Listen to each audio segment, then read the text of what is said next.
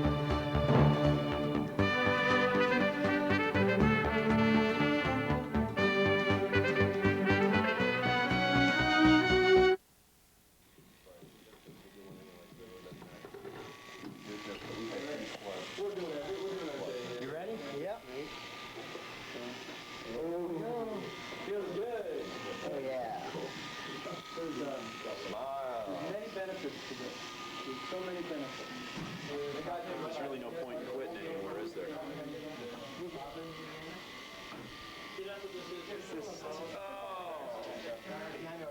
No, here.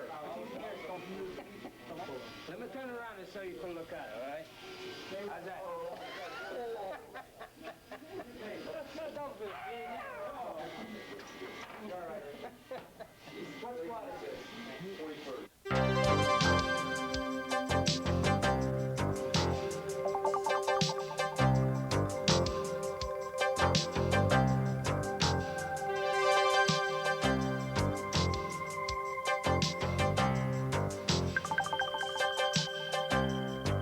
Hall, named in honor of Cadet Ernest J. King, class of 1901, and later Chief of Naval Operations during World War II, is the location for the plebes' first meal. They also receive instructions in proper table etiquette. Go ahead and take your seat. Go ahead, everyone sit up.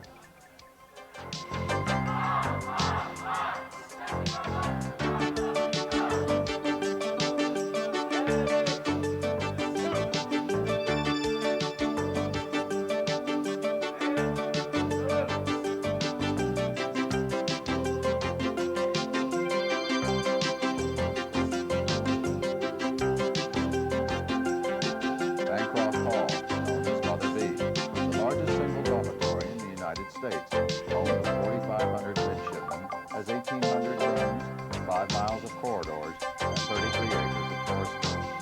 The plebes are given a short time to stow their gear and meet their roommates. Once again, they receive instructions, this time on proper hallway procedures.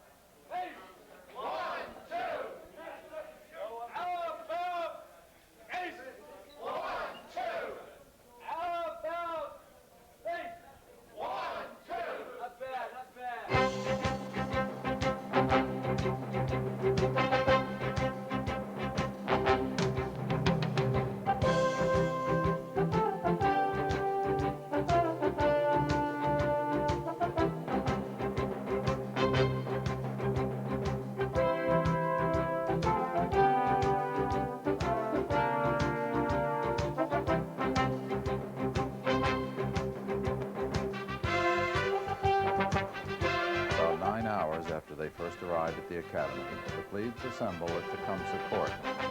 Here they join together in this final hour before taking the oath of office at the swearing-in ceremony.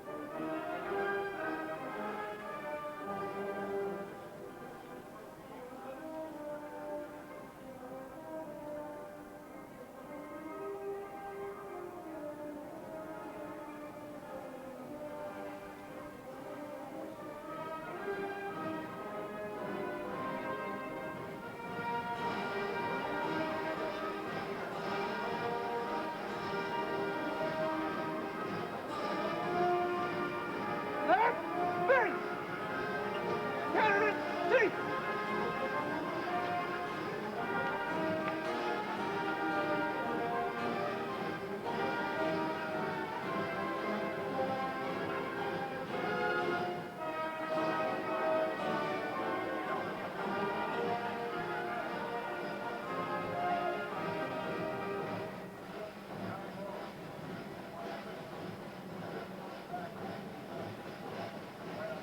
Left! Base! Candidate! Seat!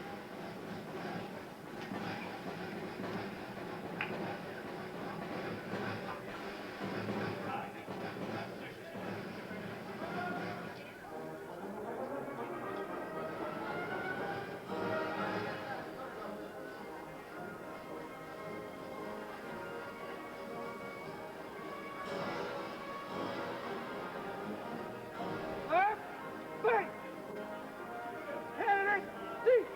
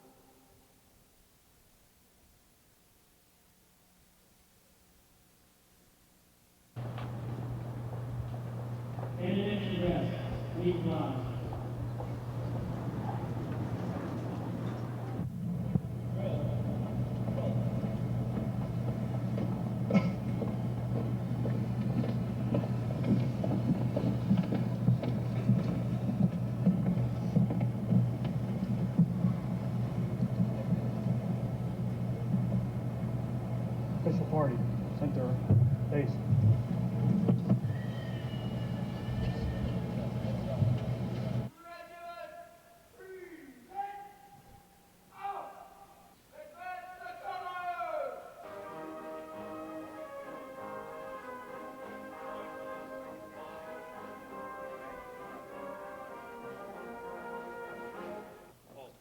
Ladies and gentlemen, please remain standing for the playing of the national anthem. Terry, color. Ready? Cut. Ready? Up.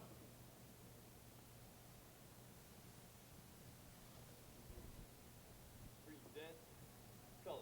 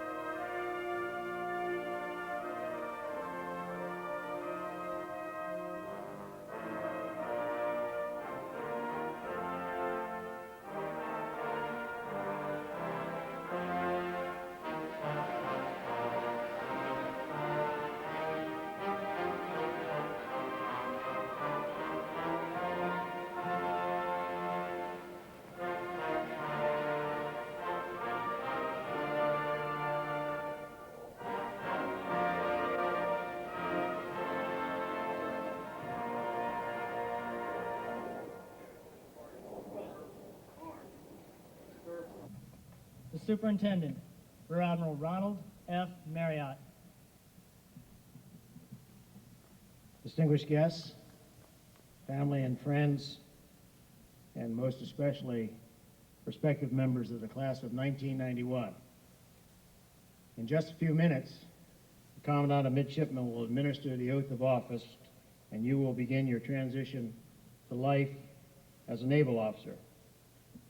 Some of you may think that you've already made the great leap across the divide, separating civilian and military societies. You've received your first military haircut, traded your civilian shirt for white works, and learned how to salute. That's not bad for your first day, but there's a lot more to come in the next 4 years. Before you take your oath of office, I want each of you to understand exactly what is awaiting you. The next 4 years will be the most difficult, yet the most wonderful years of your lives. You will work harder than you ever have before. You will learn things you never thought you could. And you will succeed, and you will suffer failures. You will doubt your abilities and realize your potential. Make no mistake about it, the Naval Academy is not a place for the weak. Not the academically weak, the physically weak, or morally weak. Those who try their hardest, however, and do their best, will succeed. Historically, 75% of those who raise their hands to take the oath of office on induction day throw their hats into the air on graduation day. I challenge you, my first plebe class as superintendent of the Naval Academy, to shatter that statistic. I want to shake all of your hands with each of you, shake hands with each of you 4 years from now as you prepare to enter the fleet. Every member of my staff and the faculty is committed to help you. I've already told your parents that from time to time, they can expect you to call them and tell them you want to come home. They will listen to your tales of woe, they will sympathize with you, and then encourage you to stay here. They know you can succeed. So do we. The very fact that you are here today is proof of our confidence in you. You 1,300 some men and women were selected from more than 15,000 applicants, the largest number in the history of the Naval Academy. Each of you must meet our 5 measures of excellence. Excellence in academics, physical education, professional performance, honor, and conduct. I want to give you a preview of what will be expected of you in each of those areas. Over 4 years, you will have to complete about 20% more academic credits than your civilian counterparts. Each of you will be required, regardless of major, to take courses in engineering, mathematics, science, humanities, and the social sciences. And you will have to maintain a 2.0 average to graduate. Each of you will be expected to participate in a varsity or intramural sport each season. Our goal is to instill in you an appreciation for physical activity that will become part of your life, and to ensure that you have the physical energy to make it through the most rigorous challenge that may confront you in the fleet. Honor is the backbone of our profession, the backbone of our profession. It is not negotiable. You will always keep two things in mind. First, you are a midshipman. When you are a midshipman, you are in the military. Second, when you are a midshipman, society expects more of you than your peers at civilian schools. That is the Naval Academy challenge.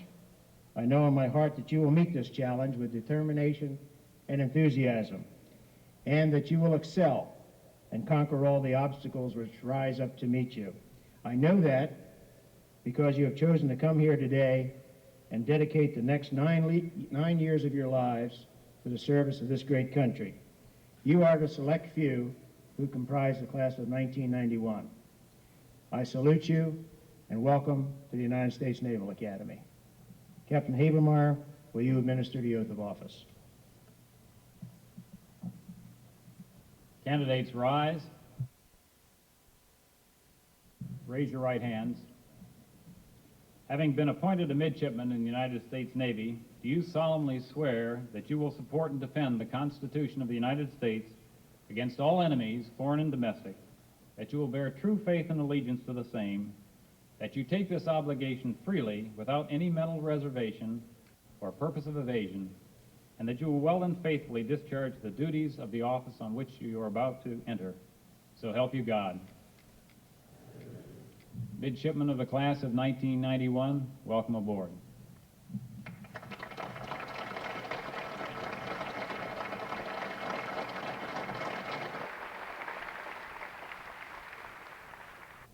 Ladies and gentlemen, midshipmen of the class of 1991, please remove your hats and place them over your hearts for the singing of Navy Blue and Gold.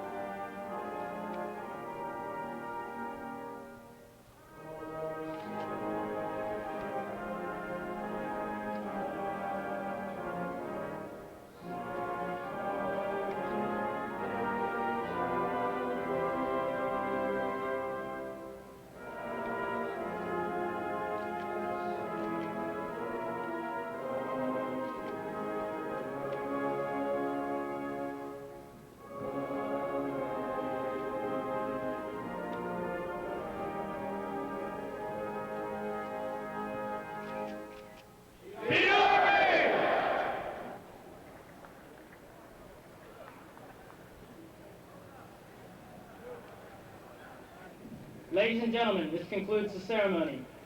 Midshipmen, dismissed.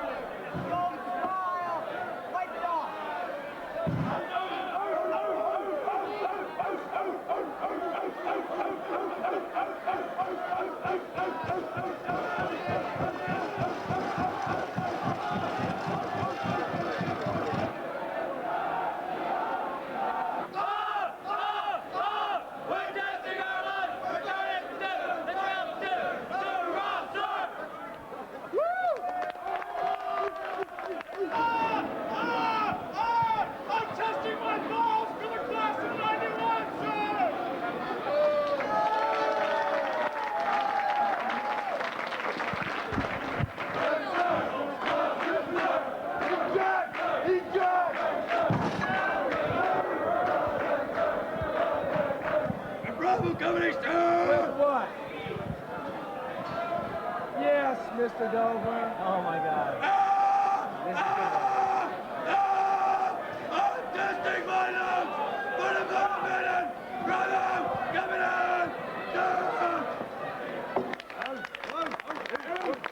What, Dover? Take seat.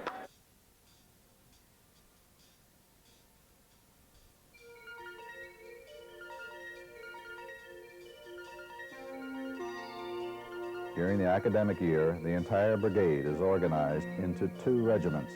In each regiment are 3 battalions, and in each battalion are 6 companies.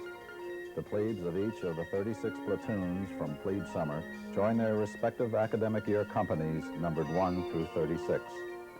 The Naval Academy is more than an excellent professional training establishment.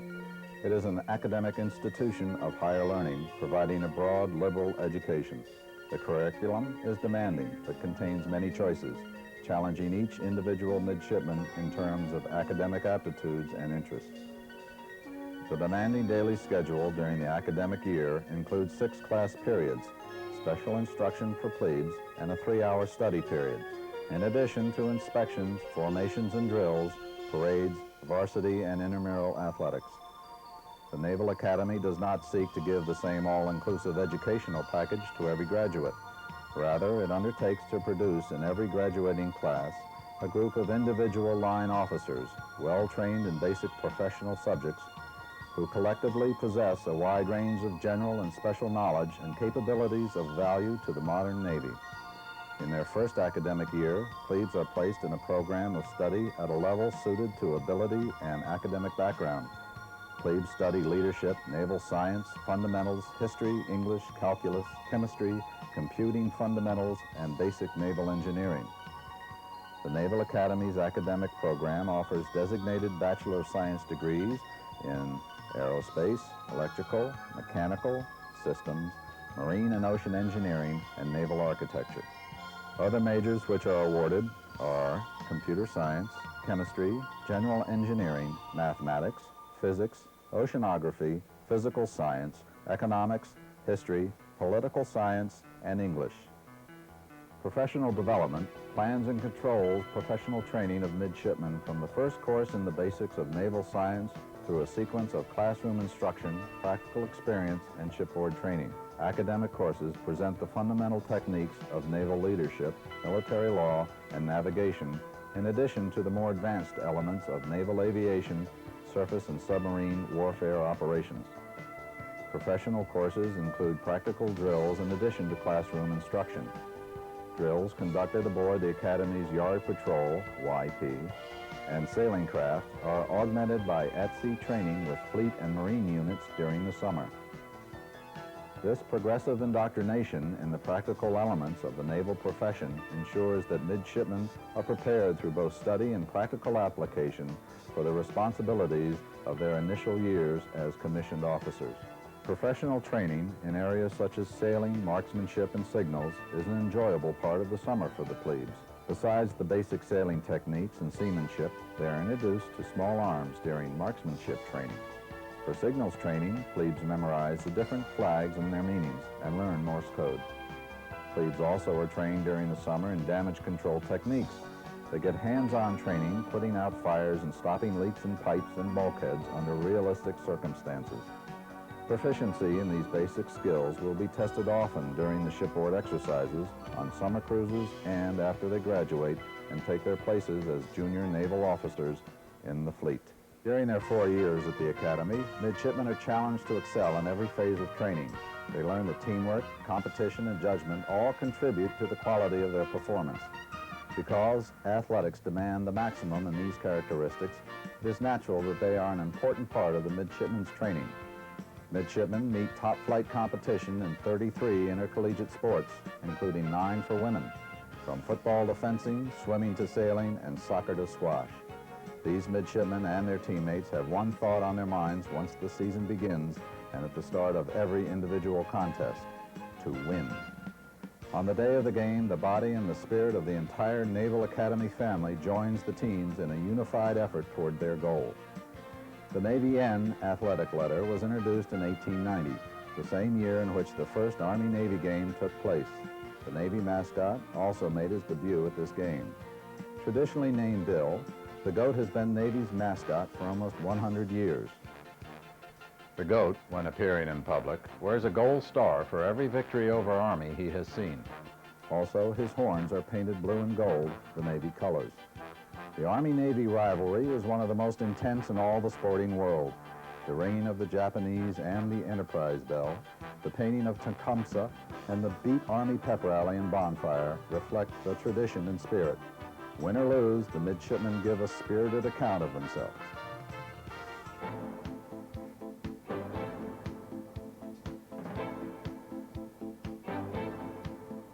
The dress parade on Parents' Weekend is only 6 weeks away, so drill instruction starts at once. This training in close order drill will be part of daily routine for the next 4 years.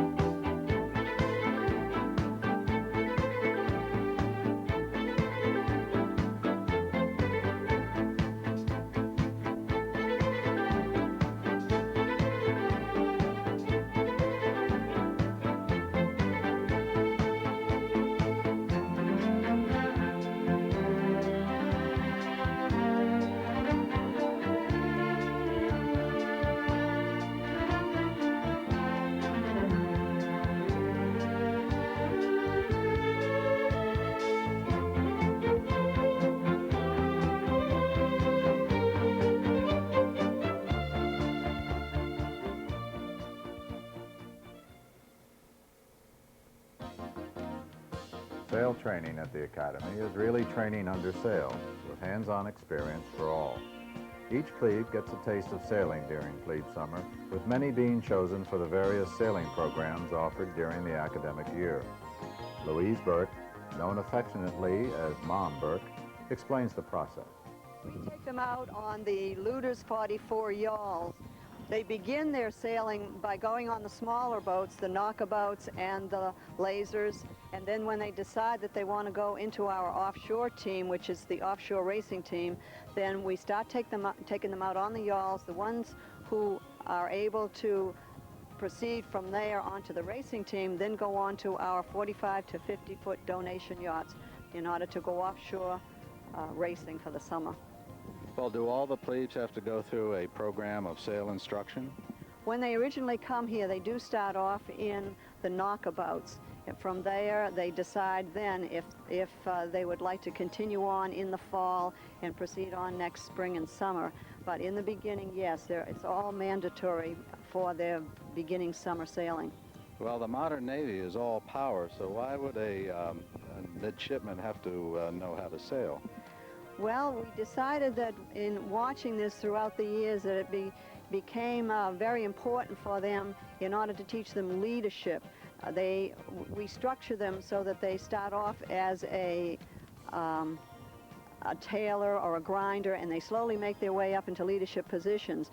The structure on the boat goes from a commanding officer, a CO of the boat, an XO of the boat, navigator, tactician, galley coordinator, preventive maintenance coordinator, and then you go into the different structures on deck, which is your foredeck, your main, your pit, what we call the pit, the grinding pit, and also the mastmen. And then in the area around the helm, you have your tactician and your skipper and the helmsman.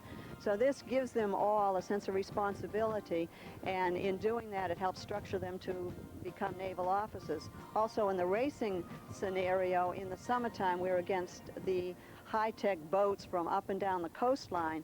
We race from Canada, we go from Nova Scotia out to Bermuda, and all the way down to Virginia. So we are racing against the best, and we pit our fellows against them. And so they learn to push their fellows beyond what they really think they can endure, and they come out on top. So it's a good commanding situation for them.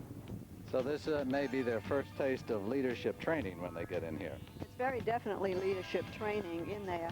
They've also found out out west in California, they've had ship handling contests, and they found out that the Naval Academy sailing midshipmen excelled in the ship handling.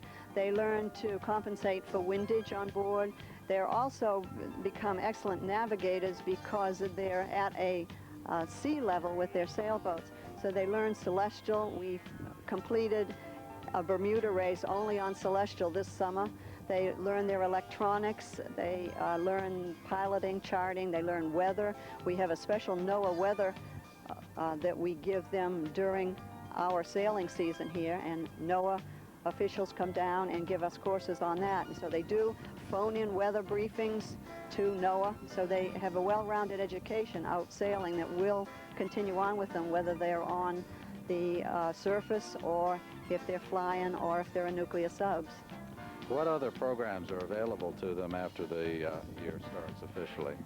If they don't make their intercollegiate sailing team, which is a hardcore dinghy racing team that goes around the country competing intercollegiately, then we next try to get them on the offshore racing team, and that's where we compete offshore against boats from other yacht clubs up and down the coast. If they don't make that team, then they do go on to a group called Professional Development. That is run by the officers in the navigation hall, Luce Hall, and they take them out for the summer. They start their training late in the spring, and they continue all summer taking different groups out. They'll travel to Boston area, out to Bermuda, down to Charleston. They continue on down to Florida, out through the Keys, over to the Bahamas, and in fact this year we have American Promise that has gone down into the Caribbean and has literally circumnavigated the Caribbean. Last year we had a boat called Rattlesnake that went transatlantic. We try to get a transatlantic boat, hopefully, maybe every 2 or 3 years. They will take care of the sail training. When they complete their sail training, a good many of them come back and they get onto the racing team with us again. Well, it sounds like a very well-rounded program, Louise. Well, thank you for being with us. Thank you.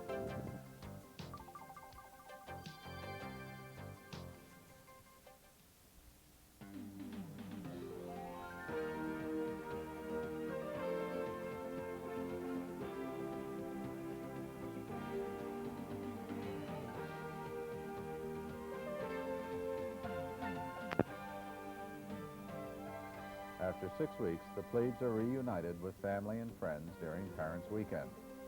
Visitors can tour rooms and dining facilities to get a taste of the life during plebe summer. Plebes get their first off-yard liberty in 6 weeks, and most of the class is ready for the break.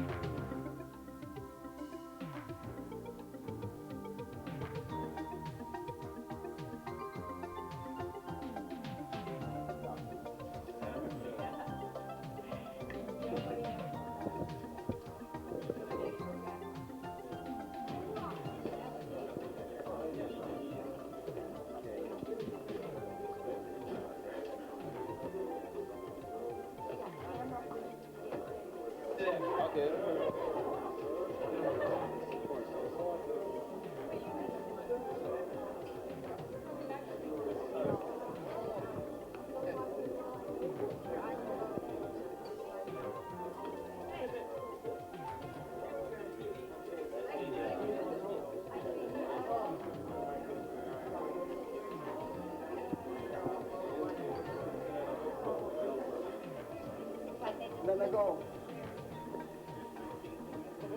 This happens. Oh, yes, sir. Sir, next to you, sir.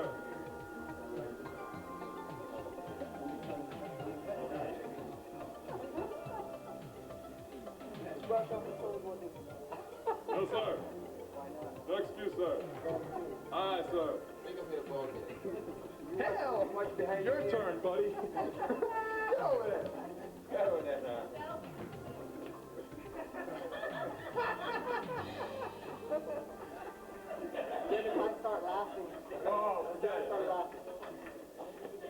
smile on your face. What about hell on the Hudson? Be on me, sir. Go, Navy, sir. Tell your squad leader.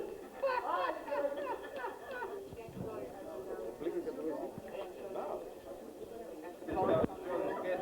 Go, Navy, sir. You cut your corners going in? And you talk. Yeah, Mom. Everything's fine. Oh, now, mister. Yes, sir. I have personal time, sir. Okay, just making sure. Uh-huh. Oh, everything's fine. You know, they're still yelling at me and stuff like that. I don't know. It's just everybody.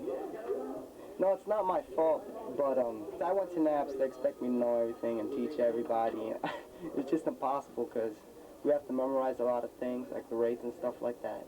Well, rates, those are things that we have to memorize each day from this thing called reef points. Yeah, it's this book, this little book that they give us. And they give us things like these things called laws of the Navy, which I don't know why we have to memorize.